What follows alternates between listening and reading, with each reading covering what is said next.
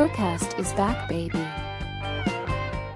It's a book for parents, and it's really around, I guess it's unveiling a bit of a roadmap for parents on how they can transform that landscape of the lifestyle that the child is actually leading.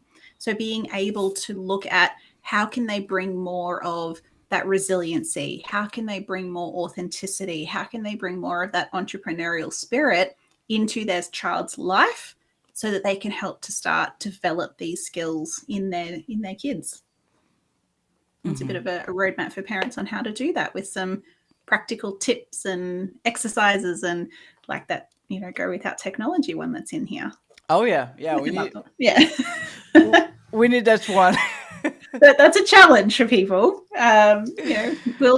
It's mission impossible. Will you choose to accept this or not?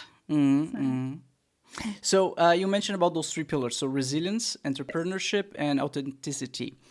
Yes. So would you say that basically all the tips and techniques that are involved in a good childhood development fits in one of those three? Yes, is the Yes. short answer. I think we can sum up all of these fundamental things that we want as adults to have learned.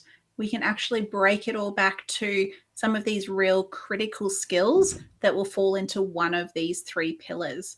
So that might be that falls into resilience, which also, obviously, to be resilient, you need that emotional regulation. So there are many layers that come under resilience, authenticity, and entrepreneurial spirit. There's so much deep work that we do in each of those three pillars.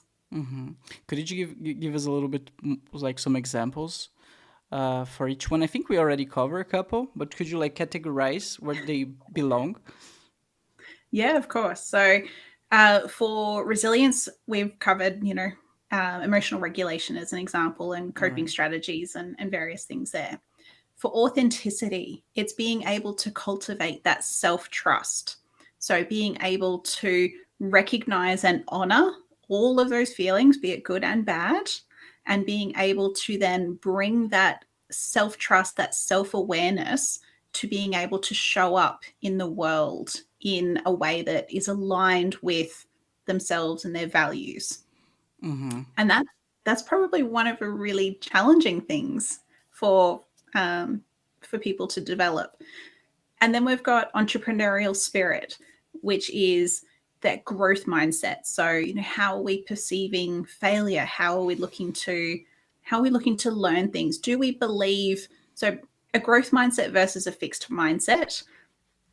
The fixed mindset is that you can't actually learn more. You can't develop your skills further. I'm just bad at maths, full stop. Whereas a growth mindset for that same sentence of I'm bad at maths, a growth mindset would instead be looking at I'm still learning how to do maths. The future possibilities versus I just can't, closed off, fixed mindset. So being able to even just simply reframe how things are perceived.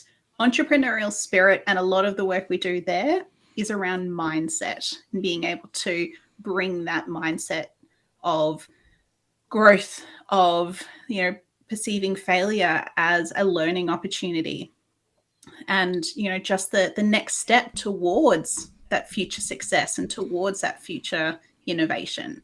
Being able to work through problems in a effective way, being able to have that creativity. So yes, for both of those, there's so many different things as well. Man, I love that you mentioned about the failure part, the failure thing, because I know so many people like they just have this limited mindset. No, why should I learn how to play the saxophone? I suck. I will never be good. Like, yeah, of course, that's how you start anything. First, you're horrible at it, but then you get better. And that's something that I learned recently. And since then, like, completely changed my life. For example, I wanted to learn how to play the guitar, and everyone's like, yeah, but it's hard, it's going to take forever. And that was my mindset as well for many, many years. Like, it's I'm never going to do it. It's like just really cool people who have the time and practice a lot and are very skilled and were born skilled can do that.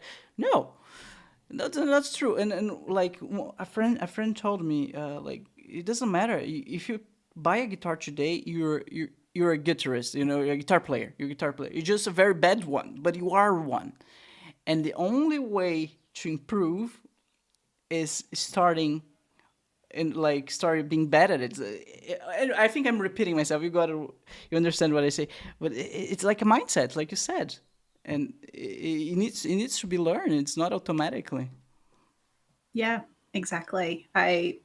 There's a quote that I love, and I'm not going to get it 100%, but it's along the lines of we need to be patient while we're becoming someone new and while we're learning these new things. It is a journey, and that's very much what we need to remember, is that we're not going to be in instant, be able to play the guitar instantly, to use your example there. And if we think of all of these famous guitar players, none of them learned to play it overnight either. Again, for every single person who's played the guitar, it has been a journey of development. For some, there might be more of a natural ability and they might be starting from a different level. But for them to get to the next level, there is still development. There is still a journey for every single person. And this is what we need to remember, is that no matter who it is that we're looking at, that in these famous people that are out there, they've all had that same journey. It's just that we didn't see that journey before they became famous. Yeah, and we assume that they were born that way, which is insane. No one's born like being the most skilled at anything in life. At least that's how I perceive reality.